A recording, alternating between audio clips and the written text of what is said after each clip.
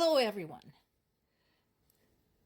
For those of you who either remember World War II firsthand or grew up with their parents and grandparents' stories about World War II, if this feels like a deja vu, there is a reason for that. So, at this time, we have a division among the U.S. public. Basically, some people are in favor of supporting Ukraine and some people are not. Those who are not, either isolationists who are saying, America for Americans, America first, blah, blah, blah. And others are pacifists saying that engaging in violence will just breed more violence. And where have we heard this before? That's right. We heard this at the onset of World War II. And whom did we hear this from? That's right. Americans. Now, the party affiliation has changed a bit. So historically, around the time period of World War II, the pacifists, the conscientious objectors to the war, were more likely to be the liberals. And, hardcore anti-Soviet Union and anti-Germany stance, and generally national security stance, was usually associated with the Republican Party. Well, that time's long gone. At this time, most of the support for Ukraine comes from the Democrats. It may have something to do with perhaps being more educated and more cosmopolitan in their approach to history, and understanding that this is indeed a global threat, that Putin is playing Hitler's playbook down to the reason he had listed for the invasion of Ukraine. So much so that he's even trying to rewrite the history of World War II to set the precedent for himself to rewrite the history of the war in Ukraine, including statements like Hitler was provoked by Poland into invading Poland. As all of you know, I am not a fan of Alexei Navalny, but this is something we can agree on. Yes, Putin is a murderer, and it would be nice if Russia could be rid of Putin. Now, here is the thing. So we have this massive event with hundreds gathered for his funeral. I'm sure there are many more who would be willing to show up. However, for years now, people who support Navalny and Navalny himself have been blaming Ukraine, check this out, for not doing for Russia what they've done for themselves 10 years ago. 10 years almost to the day. This is, 10-year anniversary of the Maidan. So they're saying, well, if Ukrainians are so capable, why didn't they come to Russia, didn't come to Moscow, to the Red Square, and didn't organize Maidan there?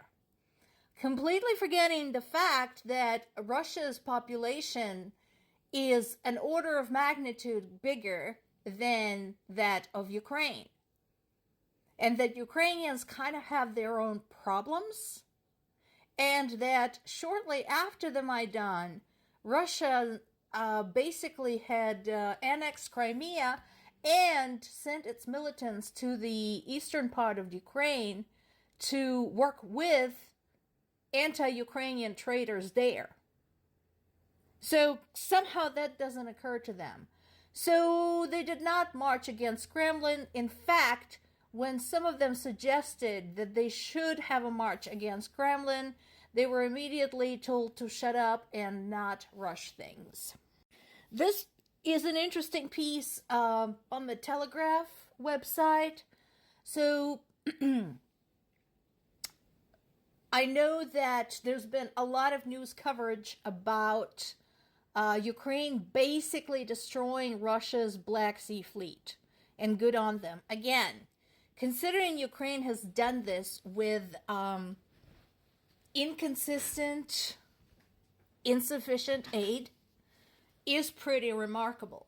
But while there have been kind of scattered reports about Ukrainians shooting down an airplane here and there, the overview has never been presented. So this is exactly such an overview. And for those of you interested in the history of war and the history of aviation in general, and aviation specifically dealing with military planes, talk about this.